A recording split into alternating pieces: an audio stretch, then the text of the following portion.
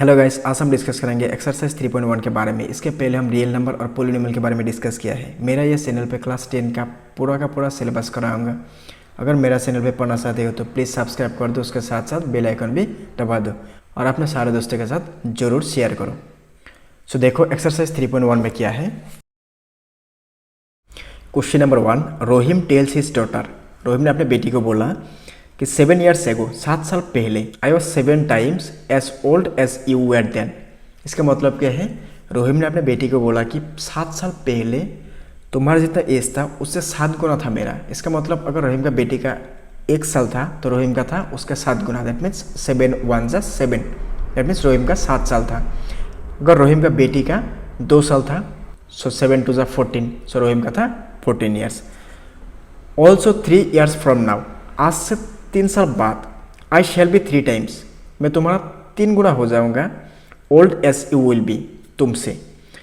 So represent this situation algebraically and graphically. So देखो यहाँ पे लेट हमने एजिम कर लिया, let present age of Rohim. Rohim का प्रेजेंट एज मान लिया x। Therefore 7 साल पहले 7 years ago, 7 साल पहले रोहिम का एज कितना होगा? तो देखो सपोज मान लिया आज तुम्हारा उम्र है 15 साल, तो 7 साल पहले तुम्हारा उम्र कितना था? तो यहाँ से 7 माइनस करना पड़ेगा, तो 15 से 7 जाएगा, कितना आएगा? 8 आएगा। तो 8 साल था तुम्हारा। तो यहाँ पे रोहिम का कितना है? 1 साल है। तो 7 साल पहले कितना था? यहाँ से 7 को माइनस करना पड़ेगा, ठीक है। तो नेक्स्ट मान लिया present age of Rohim's daughter. Rohim का डॉटर का मान लिया कि y साल है अभी, प्रेजेंट एज है y। सो 7 years एगो, 7 साल पहले कितना था? तो यहाँ से 7 को माइनस करना पड़ेगा, क्योंकि सपोज मान लिया आज तुम्हारा उम्र 17 साल, तो 7 साल पहले कितना था? 10 साल, क्योंकि 17 से 7 माइनस करने से 10 आता है। तो आज रोहिम का बेटी का अगर उम्र होगा y, तो 7 साल पहले कितना था? y माइनस 7, ठीक है। तो अभी देखो अकॉर्डिंग टू क्वेश्चन पे क्या था? 7 साल पहले, दैट मीन्स रोहिम का 7 साल पहले और रोहिम का बेटी का 7 साल पहले, दोनों का इसका डिफरेंस कितना था? रोहिम का 7 टाइम था।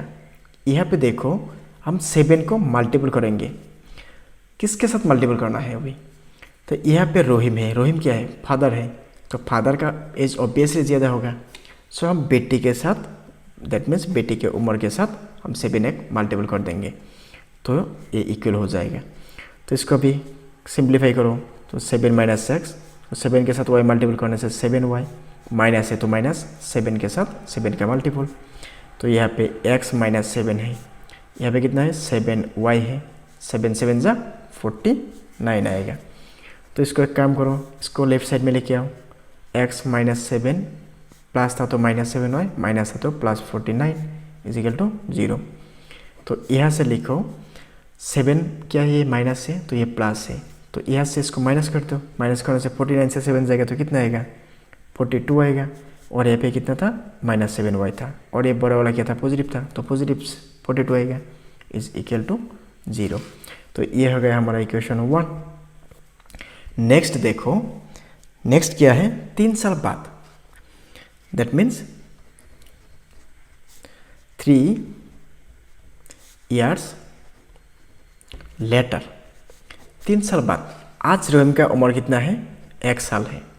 मान लिया तुम्हारा एज है 15 साल, तो 3 साल बाद कितना आएगा? प्लस 3 18 आएगा।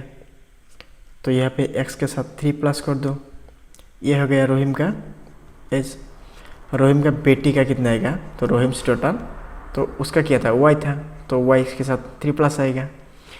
तो अकॉर्डिंग टू क्वेश्चन अभी देखो, जो x प्लस 3 और ये क्या है? y plus 3। तो इसमें क्या है? सेकंड में कंडीशन क्या था? रोहिम का उम्र उसका बेटी की उम्र से 3 गुना हो जाएगा, 3 टाइम्स हो जाएगा। तो 3 टाइम होने से इस एक मल्टीपल यहाँ पे 3 मल्टीपल कर दो तो 3 आएगा। तो यहाँ पे x प्लस 3 है, यहाँ पे 3 के साथ y मल्टीपल करने से थ्राइस y, 3 के साथ 3 मल्टीपल करने से 9, यहाँ पे प्लस है तो प्लस, यहाँ पे x है रहने दो, यहाँ पे 3 है लिख दो, यहाँ पे 3 ये पॉजिटिव है तो लेफ्ट साइड में आएगा तो नेगेटिव थ्राइस y हो जाएगा, इन पॉजिटिव है तो ये नेगेटिव हो जाएगा, 9 इज इक्वल टू 0। तो अभी x माइनस थ्राइस y है, यहाँ पे -9, यहाँ पे +3, तो 9 से 3 जाएगा कितने का 6 आएगा, यहाँ पे बड़ा वाला माइनस है तो -6 इज इक्वल टू 0। तो ये हो गया इक्वेशन 2। एक है x minus 7 plus 42 is equal to 0 और एक है x minus thrice y minus 6 is equal to 0।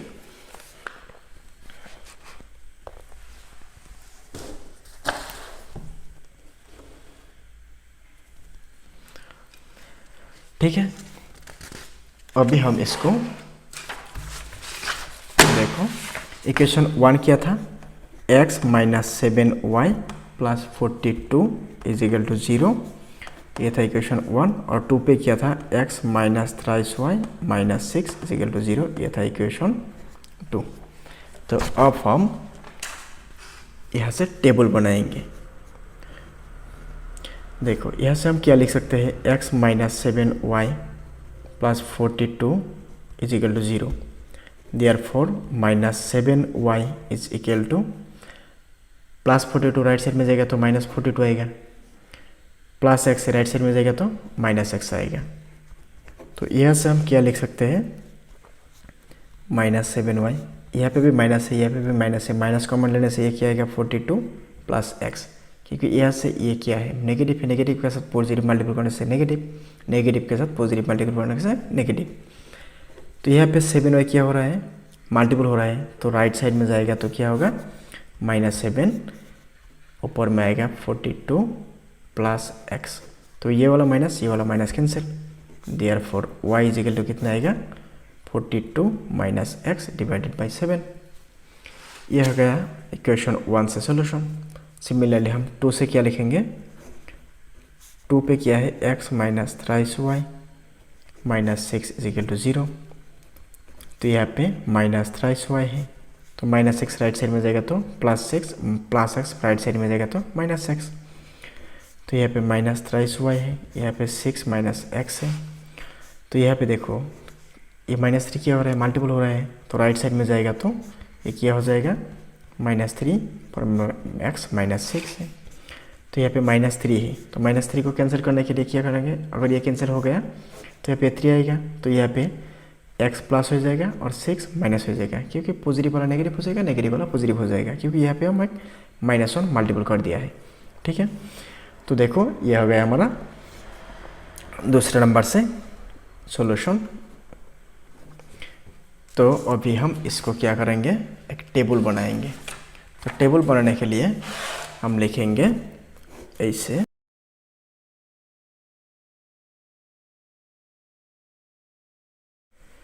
तो यहाँ पे हम अगर 0 पुट कर देते हैं तो क्या आएगा 42 माइनस 0, तो 42 माइनस 0 डिवाइडेड बाई 7। सो 42 से 0 जाएगा कितना आएगा 42 आएगा, 42 में 7 कितना जाएगा 6 टाइम, क्योंकि 6 6 36, 6 7 जा 42। तो यहाँ पे प्लस था तो ये प्लस आएगा, तो 42 प्लस 0 42 आएगा, तो 42 में 7 जाएगा 6 टाइम तो 6 आएगा।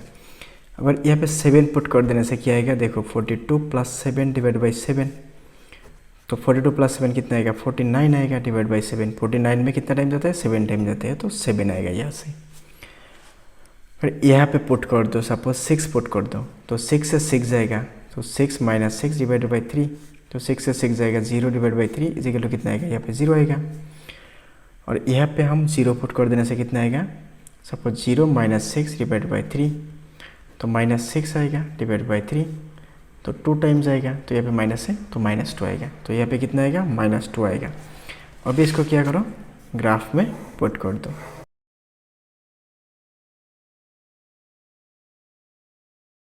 -2 एटसेट्रा। तो फिर x का वैल्यू 0 होने से y का कितना आता है 6 आता है, x का 0 होने से y का कितना आएगा 6 आएगा, तो ये वाला आएगा। तो इसको हम लिखेंगे 0 6। नेक्स्ट क्या है x का 7 होने से y का भी कितना होता है 7 होता है, तो x का 7 होने से y का भी 7 होता है, लगभग यहाँ पे आएगा 7 7। ठीक है, तो ये हो गया हमारा एक इक्वेशन, तो ये हो गया हमारा एक लाइन।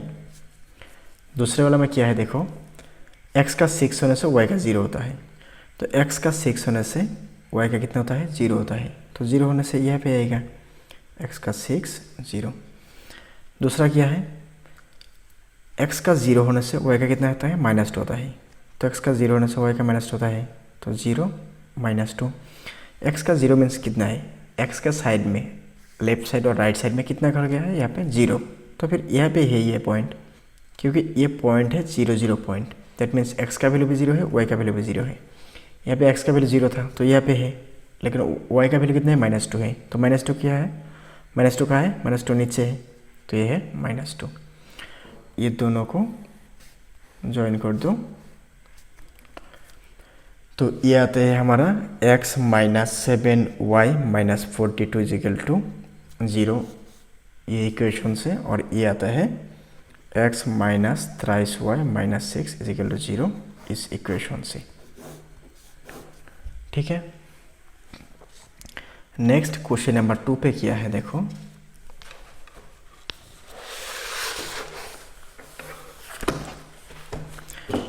क्वेश्चन नंबर 2 पे है कि 3 बैट 6 बॉल परचेस किया है 3900 से, और दूसरे कंडीशन में सेम टाइप का बैट और बॉल को परचेस किया है 1300 से। यहाँ पे क्वांटिटी बैट का था 3, यहाँ पे बैट का है 1, यहाँ पे बॉल का था 6, यहाँ पे बॉल का है 3, तो बहुत ज़्यादा इजी है। तो जो देखो इसको हम कैसे लिखते हैं,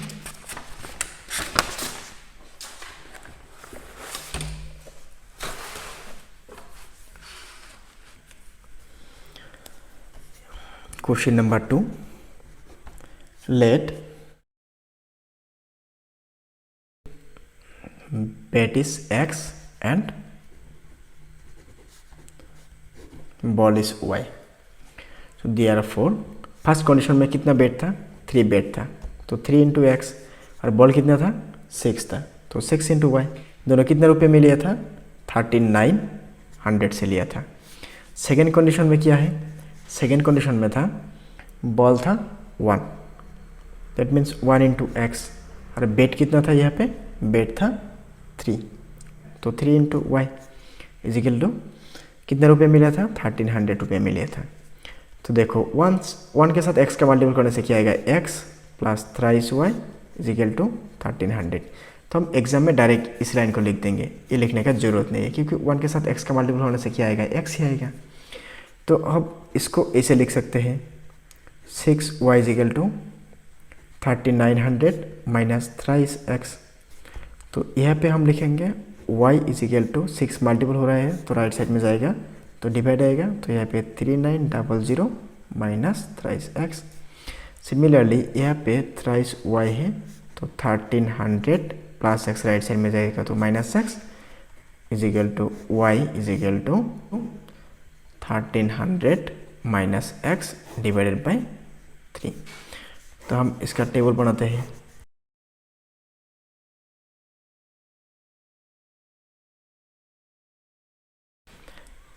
यहाँ पे अगर 0 पुट कर देते हैं तो 0 पुट करने से क्या आएगा, 0 पुट करने से 3900 - 3 × 0 / 6, 3 से 0 मल्टीप्लाई करने से 0 आएगा, तो 6 3900 में डिवाइड हो जाएगा।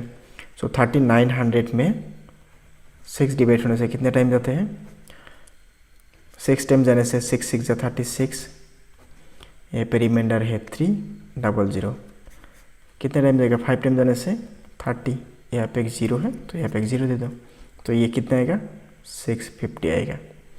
सिमिलरली अगर हम यहाँ पे 1300 पुट कर देते हैं तो यहाँ पे क्या आएगा 0 आएगा, और यहाँ पे 400 पुट कर दो, 400 पुट करने से ये क्या आएगा, यहाँ से 1300 से 400 माइनस हो जाएगा, तो यहाँ पे रिजल्ट आएगा 300, और 1000 पुट कर देने से क्या आएगा, 1300 से 1000 जाएगा तो 300 आएगा, 300 से ये कितना आएगा 100 आएगा।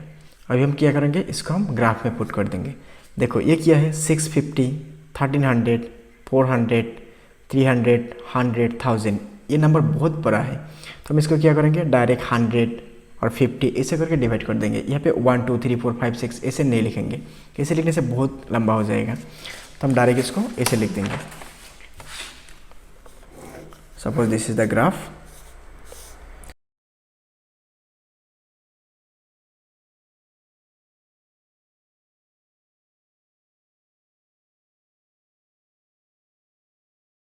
ये वाई डैश 0 होने से कितना आता है, 0 होने से 650 आता है।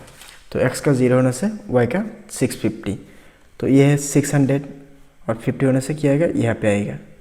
तो 0 होने से 650 ये होता है। दूसरा कितना था, 1300 होने से 0 होता है। 1300 कहाँ पे, यहाँ पे 1300, 0 कहाँ पे, यहाँ पे ही है। तो 1300 होने से y 0 होता है। तो ये होता है हमारा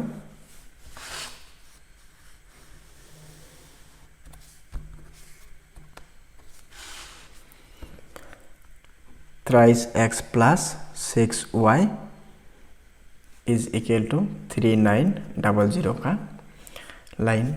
और दूसरा पे क्या था, दूसरा पे था 400 होने से, 400 होने से y कितना होता है, y होता है 300। तो 100 200 300, तो यहाँ पे आएगा 400 होने से 300। और दूसरा कितना था, 1000 होने से 100, 1000 का यहाँ पे 1000 होने से कितना होता है, 100 होता है। तो यहाँ पे आते हैं, तो 1000 होने से ये 100 होता है। तो अगर हम इसको ज्वाइन कर देते हैं तो ऐसा आएगा। ये क्या होगा, आपस में इंटरसेक्ट होगा। तो इंटरसेक्ट होने से उसको क्या बोलता है, कंसिस्टेंट बोलता है। तो ये कंसिस्टेंट हो जाएगा। तो नेक्स्ट है क्वेश्चन नंबर 3 पे देखो। क्वेश्चन नंबर 3 इज होमवर्क, तो मैं समझा देता हूँ क्या है। यहाँ पे cost of 2 kg apples and 1 kg grapes is 160 rupees. Suppose मान लिया एप्पल का कितना है,